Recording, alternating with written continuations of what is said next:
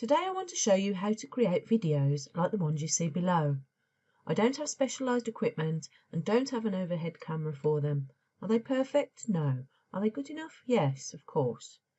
During the making of them, I found lots of things I could have improved, still without more equipment or money. If you'd like to create videos like these, your phone or tablet is fine, as long as it shoots in HD, and most of them do. In this video, I'm going to show you how to set up your camera or cameras to shoot a cooking video. I'm going to show a few ways to set up, but please don't think you have to do them all. In fact, it's much easier to use just one camera, but I wanted to demonstrate the different options that you have and how to position them. Your footage won't necessarily be as complicated as mine is, as you most likely won't be using 4 cameras. The first video on the bottom left is a combination of all the camera footage. I've taken the footage from each camera and imported it into iMovie on my iPad. I've then edited and produced the video straight from my iPad. The second is a simpler video just using my iPad Pro. It was much quicker. It was much more one-dimensional though, naturally. I also realised that the framing of the shot wasn't perfect. I mainly used photographs for this video. There was only one short clip of video footage. iMovie adds what's called the Ken Burns effect to the photographs, which is an animated zoom effect. This makes the video look very smooth and keeps it moving, so it's not obvious that it consists of photographs for the most part. The third video, the one on the right, was all done with my iPhone. Again, not perfectly positioned or framed, but it got the job done. So please understand, I'm not teaching you to be perfect or teaching you to be a videographer or a photographer or anything like that. I'm showing you how to produce a good video that will help to showcase what you do.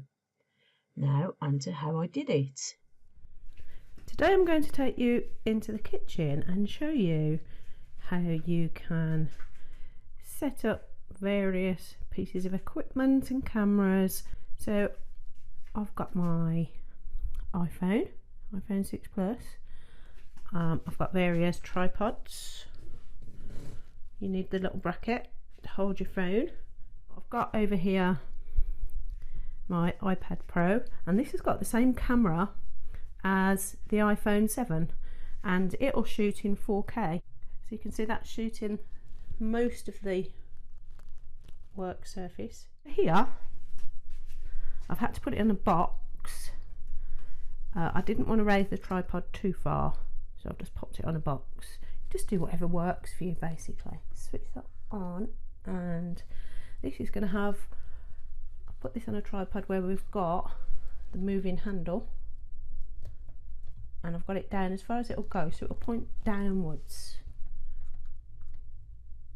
This is just an old Kodak ZI-8, so you can see that's going to record. It's a small screen on this, but it does shoot quite good videos. You could use just anything that you've got really. It doesn't have to cost a lot of money. The lighting in here is pretty good, so I'm going to probably get away with not worrying about lights. I have actually got some under the kitchen units, but they cause too much glare,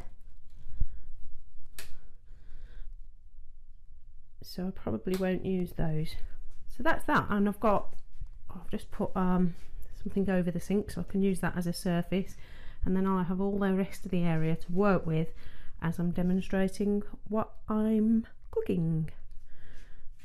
Oh yeah, that's probably where I'll point the other camera. So I'll record my cooking video and then let you have a look at the results and at the angle of each camera. So I'll see you shortly. So this is the footage from the Kodak ZI-8. I'm really pleased with this footage. That's the iPad Pro, which was over the sink. Very pleased with this one too, good for close-ups. This one is too low down. I should have used the taller tripod. That should have just been a photo. The Ken Burns effect would have been fine. As you see here, this is the photograph with the Ken Burns effect. So that is how I filmed the videos. Next time I'll show you how I edited them using iMovie.